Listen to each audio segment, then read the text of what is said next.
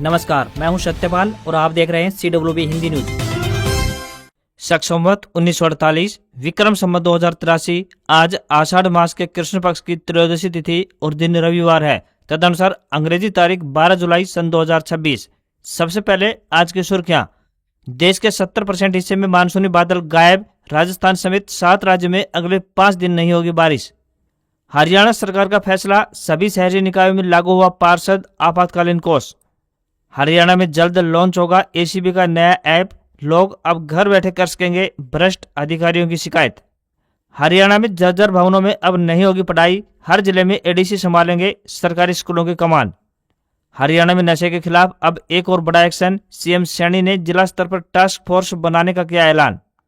गुरुग्राम में जल भराव की शिकायत अब WhatsApp पर करें। जारी किया गया 24x7 हेल्पलाइन नंबर। भिवानी पहुंची स्वास्थ्य मंत्री आरती राव। स्वास्थ्य सेवाओं को लेकर की नई महत्वपूर्ण घोषणाएं।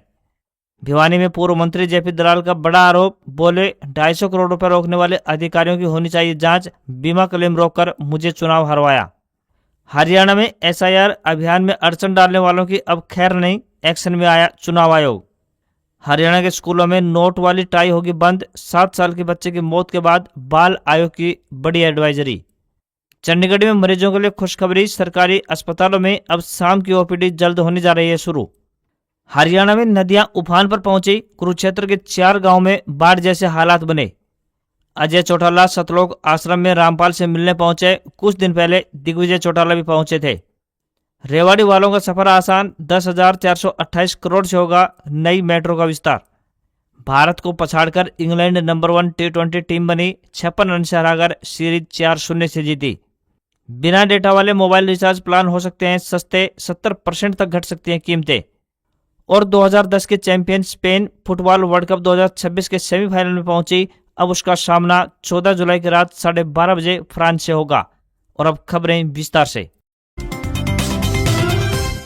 हरियाणा में मानसून की रफ्तार भले ही कुछ कमजोर पड़ी हो, लेकिन पहाड़ी क्षेत्रों में लगातार हो रही बारिश का असर अब प्रदेश की नदियों में साफ तौर पर दिखाई देने लगा है। हिमाचल और आसपास के इलाकों में भारी वर्षा के कारण हथनीकुंड बैराज पर लगभग जलस्तर 50,000 क्यूसेक से अधिक पहुंच गया है। बढ़ते जलस्तर को देखते हुए प्रशासन पूरी तरह सतर्क मोड में आ गया है। मौसम विभाग के अनुसार आने वाले कुछ दिनों में मानसून की गतिविधियां कुछ कमी आ सकती है। हवाओं के रुख में बदलाव आने के कारण वातावरण में नमी धीरे धीरे कम होगी, जिससे दिन के तापमान में हल्की बढ़ोतरी और उमस बढ़ने की संभावना जताई गई है। हालांकि रात का तापमान फिलहाल सामान्य के आसपास बना रहेगा। प्रशासन ने लोगों से अपील किया है कि वे नदी नालों के पास जाने से बचें और मौसम विभाग की सलाह का पालन करें। वहीं 13 जुलाई को एक कमजोर पश्चिमी विक्षोभ सक्रिय होने की उम्मीद है, जिसके प्रभाव से 13 व 14 जुलाई को हरियाणा के पश्चिमी हिस्सों में तेज हवाओं के साथ बिखराव वाली बारिश की संभावना है। वहीं 18 जुलाई के आसपास बंगाल की खाड़ी और अरब सागर में हलचल तथा उत्तर पर्वतीय क्षेत्रों पर एक नया पश्चिमी विक्षोभ सक्रिय हो सकता है, जिससे हरियाणा और दिल्ली NCR में मानसून की गतिविधियां देखने को मिल सकती हैं।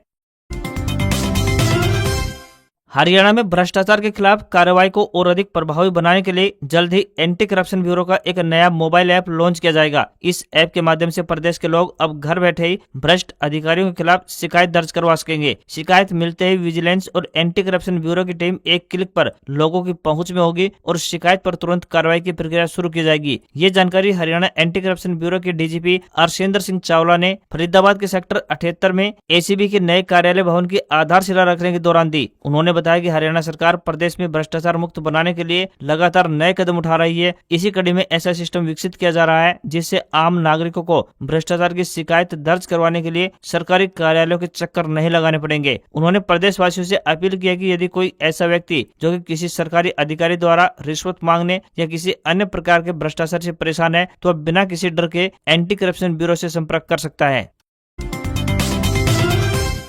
हरियाणा के पूर्व कृषि मंत्री JP दलाल ने प्रशासनिक अधिकारियों और बीमा कंपनी पर एक बड़ा और गंभीर आरोप लगाया है। उन्होंने दावा किया कि साल 2023 की खरीफ और रबी फसलों का करीब 250 करोड़ रुपए का बीमा क्लेम जानबूझकर रोका गया, ताकि उन्हें विधानसभा चुनाव में नुकसान पहुंचाया जा सके। उन्होंने कहा कि वे इस पूरे मामले की जाँच करवाएंगे कि आखिर ये गड़बड़ किसके इशारे पर की गई। JP दलाल ने बताया कि लोहारू हल्के के किसानों का कुल मिलाकर 350 करोड़ रुपए का बीमा क्लेम मंजूर हुआ था, जिसमें से 100 करोड़ रुपए तो किसानों के खाते में डाल दिए गए, लेकिन बाकी के 250 250 करोड़ रुपए देने से बीमा कंपनी ने मना कर दिया और मामला हाईकोर्ट पहुंच गया। इस वजह से किसान लंबे समय से धरने पर बैठे थे। पूर्व मंत्री ने मुख्यमंत्री का धन्यवाद करते हुए कहा कि सरकार के सख्त रुख के कारण अब बीमा कंपनी ने हाईकोर्ट से अपना केस वापस ले लिया है। उम्मीद है कि अगले 7 से 10 दिनों के भीतर ये रुका हुआ पैसा भी किसानों के खातों में पहुंच जाएगा। हरियाणा के पूर्व मंत्री जेपी दलाल ने कहा कि अगर ये 350 करोड़ रुपए चुनाव से पहले आ जाता तो निश्चित तौर पर चुनाव के नतीजे कुछ अलग होते। यह पैसा रोककर जानबूझकर मेरा चुनाव खराब किया गया, जिसके कारण मैं महज 700 वोटों के अंतर से चुनाव हार गया। इसके पीछे किसी न किसी अधिकारी या फिर किसी अन्य व्यक्ति का गहरा षड्यंत्र है, जिसकी जांच होनी चाहिए।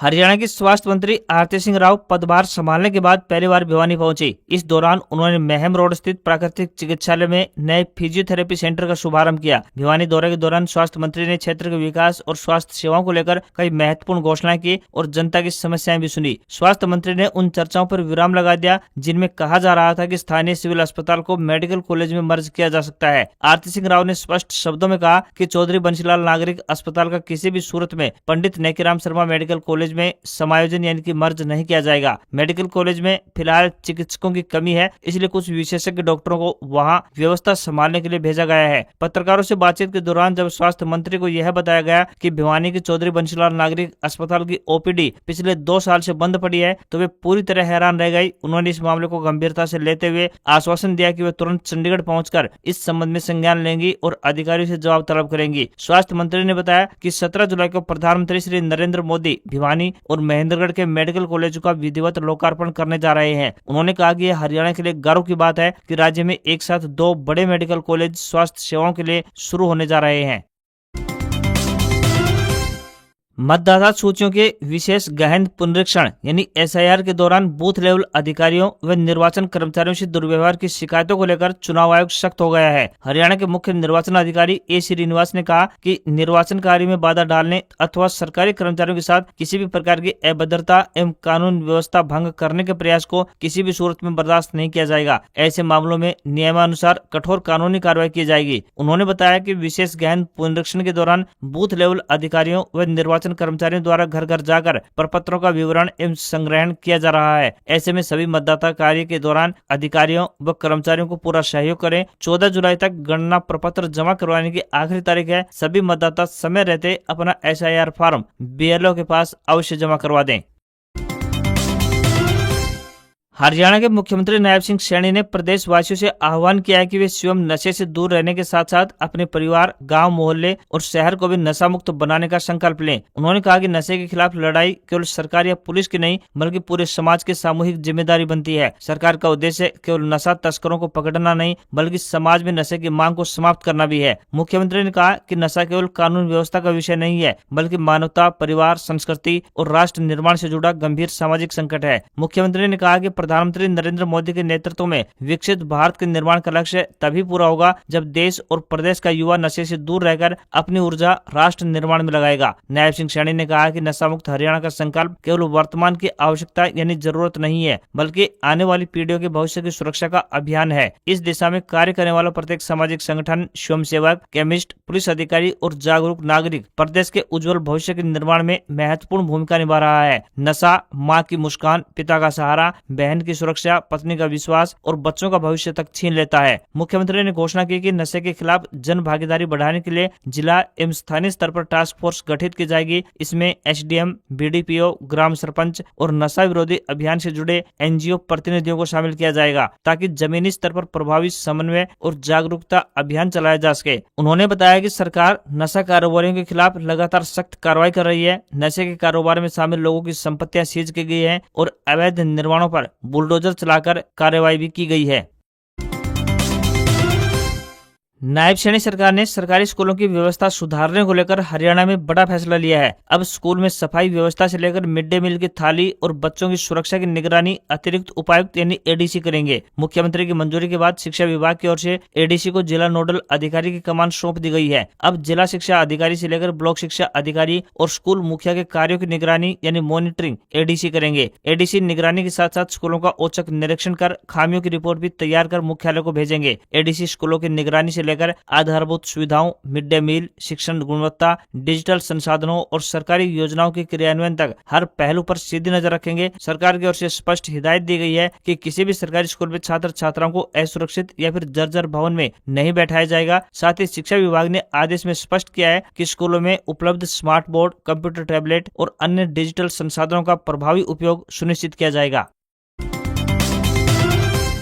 हरियाणा सरकार ने प्रदेश के सभी शहरी निकायों में पार्षद आपातकालीन कोष लागू कर दिया है। इसके साथ ही शहरी स्थानीय निकाय विभाग ने इसके संचालन के लिए स्टैंडर्ड ऑपरेटिंग प्रोसीजर यानी एसओपी भी जारी कर दी है। इस नई व्यवस्था का उद्देश्य वार्ड स्तर पर होने वाले छोटे लेकिन जरूरी विकास और मरम्मत कार्यों को बिना किसी अनावश्यक देरी के पूरा कराना है। अब तक कई वार्डों में गली की मरम्मत, नालियों की सफाई, स्ट्रीट लाइट बदलने, पेयजल पाइपलाइन की मरम्मत या फिर अन्य छोटे कार्य प्रशासनिक मंजूरी और फाइलों की प्रक्रिया में लंबे समय तक अटके रहते थे। इसके कारण स्थानीय लोगों को बार बार शिकायत करनी पड़ती थी और पार्षदों को भी स्वीकृति का इंतजार करना पड़ता था। अब नई व्यवस्था लागू होने के बाद ऐसे जरूरी कार्यों को तेजी से बिना किसी परेशानी के पूरा किया जा सकेगा। सरकारी अस्पतालों में इलाज के लिए आने वाले मरीजों को जल्द बड़ी राहत मिलने वाली है। प्रशासन पायलट प्रोजेक्ट के तहत सेक्टर 22 और सेक्टर 45 स्थित सामुदायिक स्वास्थ्य केंद्र यानी सीएचसी में इवनिंग ओपीडी शुरू करने की तैयारी कर रहा है। इस नई व्यवस्था का सबसे अधिक फायदा नौकरी पेशा लोगों, छात्रों और दिन भर व्यस्त रहने वाले मरीजों को मिलेगा, जिन्हें सुबह की ओपीडी में लंबी कतारों और समय की कमी के कारण परेशानी का सामना करना पड़ता है। स्वास्थ्य विभाग के अनुसार इवनिंग ओपीडी रोजाना शाम 5 बजे से लेकर शाम 7 बजे तक संचालित की जाएगी। इसमें मरीजों को पहले की तरह पर्ची बनवानी होगी। इसके लिए निर्धारित शुल्क भी लिया जाएगा। चंडीगढ़ प्रशासनिक योजना इस सुविधा को सप्ताह के 7 दिन उपलब्ध करवाने की है ताकि लोगों को इलाज के लिए अधिक ऑप्शन मिल सके। चंडीगढ़ के अलावा मोहाली और पंचकुला से भी बड़ी संख्या में मरीज सरकारी अस्पतालों में इलाज के लिए पहुंचते हैं। सुबह की ओपीडी में भीड़ अधिक होने के कारण कई बार मरीजों को घंटों इंतजार करना पड़ता है या फिर नौकरी पेशा लोगों को कार्यालय से छुट्टी लेनी पड़ती है। वहीं शाम की ओपीडी में मरीजों को सामान्य ओपीडी जैसी सुविधाएं मिलेंगी। अस्पतालों की नियमित ओपीडी और इमरजेंसी सेवाएं पहले की तरह बिना किसी बदलाव के जारी रहेंगी। भारतीय रेलवे 15 जुलाई को आईआरसीटीसी वेबसाइट का नया बीटा वर्जन लॉन्च करने जा रहा है। इस अपडेटेड पोर्टल में ट्रेन टिकट बुकिंग के लिए कैप्चा और पॉपअप्स का ऑप्शन हटा दिया गया है। इससे ऑनलाइन टिकट बुकिंग पहले से आसान हो जाएगी, साथ ही समय भी कम लगेगा। इसके अलावा एक ही स्क्रीन पर सभी क्लास की सीटों की अवेलेबिलिटी भी दिखाई देगी। नए पोर्टल पर टिकट बुकिंग के स्टेप्स को कम किया गया है, जिससे चेकआउट प्रोसेस पहले से काफी फास्ट हो जाएगा। इसके अलावा एक और नया फीचर प्लान किया गया है, जिसमें पहले से सेव की गई पैसेंजर डिटेल्स के जरिए अब दोबारा से बुकिंग करना आसान हो जाएगा। वहीं अधिकारियों के अनुसार तत्काल बुकिंग के दौरान ऑटोमेटिक बोट्स के इस्तेमाल को रोकने के लिए भी कई उपाय किए गए हैं। मानसून के दौरान जलभराव की समस्या से जूझ रहे नागरिकों को त्वरित राहत देने के लिए नगर निगम गुरुग्राम ने विशेष हेल्पलाइन नंबर 98 213 95 354 जारी किया है। अब लोग इस नंबर पर कॉल करने के साथ साथ व्हाट्सएप के माध्यम से भी जलभराव की सूचना भेज सकेंगे। शिकायत मिलते ही उसे मानसून मैनेजमेंट सेल के कॉल सेंटर से संबंधित क्षेत्र की फील्ड टीम का तुरंत पहुंचाया जाएगा ताकि मौके पर जल्द कार्रवाई की जा सके। नगर निगम का मानसून मैनेजमेंट सेल सप्ताह के 7 दिन यानी 24 घंटे सक्रिय रहकर शहर में बारिश और जलभराव की स्थिति पर लगातार नजर बनाए रखा है। कॉल सेंटर में तैनात कर्मचारी नागरिकों से मिलने वाली शिकायतों, फील्ड टीमों की रिपोर्ट और शहर के विभिन्न स्थानों पर लगे सीसीटीवी कैमरों के जरिए हालात की निगरानी कर रहे हैं। अधिकारियों के अनुसार जैसे ही हेल्पलाइन पर किसी जलभराव की सूचना मिलती है, कॉल सेंटर कर्मचारी शिकायत का पूरा विवरण संबंधित क्षेत्र में तैनात फील्ड टीम के साथ साझा करेंगे। इसके बाद टीम तत्काल मौके पर पहुंचकर जल निकासी और राहत कार्य काम शुरू करेगी। नगर निगम ने नागरिकों से अपील किया है कि शिकायत दर्ज करवाते समय जल भराव वाले स्थान की सही लोकेशन और समस्या का संक्षिप्त विवरण भी जरूर साझा करें। यदि संभव हो तो व्हाट्सएप के माध्यम से फोटो या फिर लोकेशन भेजने से टीम को मौके तक जल्दी पहुंचने में सुविधा होगी और कार्रवाई में तेजी आएगी। भारतीय वायुसेना फैमिली वेलफेयर सेंटर रेसकोर्स नई दिल्ली द्वारा पार्ट टाइम स्वीपर के पदों पर ऑफलाइन माध्यम से आवेदन आमंत्रित किए गए हैं। इच्छुक अभ्यर्थी अंतिम तिथि से पहले आवेदन कर सकते हैं। आवेदन करने की आखिरी तारीख 15 जुलाई है। इन पदों के लिए उम्मीदवार का 10वीं पास होना आवश्यक है। जनरल, ओबीसी सहित सभी कैटेगरी के लिए यह फॉर्म निःशुल्क रहेगा। न्यूनतम आयु 18 वर्ष तय की गई है। आवेदन पत्र केवल ऑफलाइन माध्यम से भरें। आवेदन पत्र 15 जुलाई 2026 तक senior medical officer, station medicare centre, air force station, race course, New Delhi 110003 के पते पर पंजीकृत डाक के माध्यम से भेज सकते हैं। उम्मीदवारों के चयन दस्तावेज सत्यापन या फिर योग्यता या मेरिट एवं विभागीय नियमों के अनुसार किया जाएगा। सैलरी 9,000 रुपए पर मंथ मिलेगी। हरियाणा के रेवाड़ी, धारूहेड़ा और आसपास के क्षेत्रों के लोगों के लिए बड़ी खुशखबरी आई है। Haryana mass rapid transport corporation ने गुरुग्राम की सेक्टर 56 से दिल्ली जयपुर हाईवे स्थित पचगांव तक प्रस्तावित 35 किलोमीटर लंबे नए मेट्रो कॉरिडोर की डिटेल प्रोजेक्ट रिपोर्ट यानी डीपीआर तैयार करके मंजूरी के लिए मुख्यमंत्री नायब सिंह सैनी के पास भेज दी है। करीब 10,428 करोड़ रुपए की लागत से बनने वाले इस मेट्रो कॉरिडोर पर कुल 28 स्टेशन प्रस्तावित होंगे। इसका अंतिम स्टेशन पचगांव होगा। पचगांव तक मेट्रो पहुंचने के बाद लगभग 15 किलोमीटर दूर स्थित धारूहेड़ा और करीब 35 किलोमीटर दूर रेवाड़ी के लोगों को गुरुग्राम और दिल्ली तक पहुंचने में बड़ी सुविधा मिलेगी। इससे क्षेत्र के उद्योग, रियल एस्टेट और रोजगार के अवसरों को भी नई गति मिलने की संभावना है। वर्तमान में बात करें तो सड़क मार्ग से रेवाड़ी से गुरुग्राम पहुंचने में लगभग 2 से ढाई घंटे का समय लगता है, जबकि धारूहेड़ा से गुरुग्राम की यात्रा में तकरीबन 2 घंटे लग जाते हैं। रेवाड़ी से प्रतिदिन लगभग 10,000 लोग नौकरी और अन्य कार्यों के लिए दिल्ली और गुरुग्राम आते जाते हैं। इस परियोजना का सबसे बड़ा लाभ धारूहेड़ा और बावल के औद्योगिक क्षेत्रों को भी मिलने की उम्मीद है। यहाँ स्थित फैक्ट्रियों में काम करने वाले बड़ी संख्या में अधिकारी और कर्मचारी रोजाना गुरुग्राम और दिल्ली से अप डाउन करते हैं।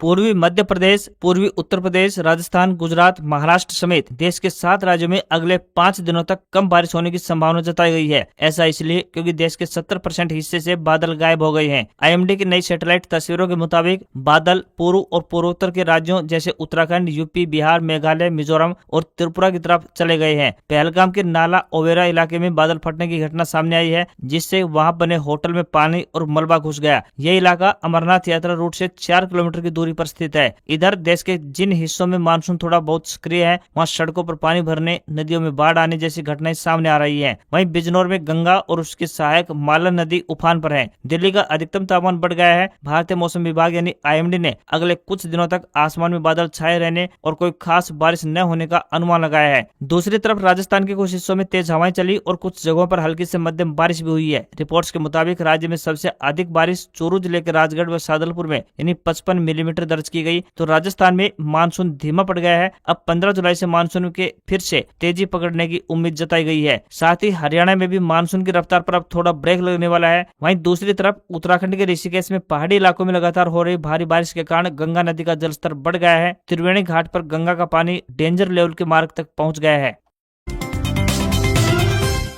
बिना डेटा वाले मोबाइल रिचार्ज प्लान अब सस्ते हो सकते हैं। दूरसंचार नियामक प्राधिकरण यानी ट्राई इस पर काम कर रहा है। ट्राई ने दूरसंचार उपभोक्ता संरक्षण विनियम 2026 का नया मसौदा जारी किया है। इसका मुख्य उद्देश्य है डेटा नहीं चाहिए तो उसका पैसा क्यों दें। ट्राई ने इस पर सभी पक्षों से सुझाव मांगे हैं, फिर इसे अंतिम रूप दिया जाएगा। अभी कंपनियां सीमित समय के लिए ही केवल कॉल SMS पैक दे रही है। इससे कई ग्राहकों को मजबूरीवश डेटा वाला महंगा प्लान लेना पड़ रहा है। अब ट्राई ने प्रस्ताव दिया है कि कंपनियां जितने दिनों की वैधता जैसे कि 7, 28, 56 या फिर 84 दिन का डेटा वाला प्लान लाते हैं, उतनी ही अवधि का केवल कॉल या SMS वाला प्लान भी लाना होगा। चूंकि मोबाइल प्लान में 50 से 70% खर्च डेटा का होता है, इसलिए नया नियम लागू होने पर सिर्फ कॉल या SMS वाले प्लान की कीमत आधी से भी कम हो सकती है। उदाहरण के लिए 300 रुपए का प्लान 100 रुपए से 150 रुपए के बीच में मिल सकता है। फीचर फोन यूजर्स व बुजुर्गों को जो डेटा इस्तेमाल नहीं करते हैं या फिर जो दूसरी सिम सिर्फ कॉल के लिए रखते हैं, इसके अलावा जिनके घरों में वाईफाई है, उनके लिए भी ये फायदेमंद साबित होगा। आज खबरों में बस इतना ही। देखते रहिए आपका अपना हरियाणा का सबसे बेहतरीन news channel CWB Hindi news. नमस्कार। इसी आशा के साथ आपका दिन शुभ रहे।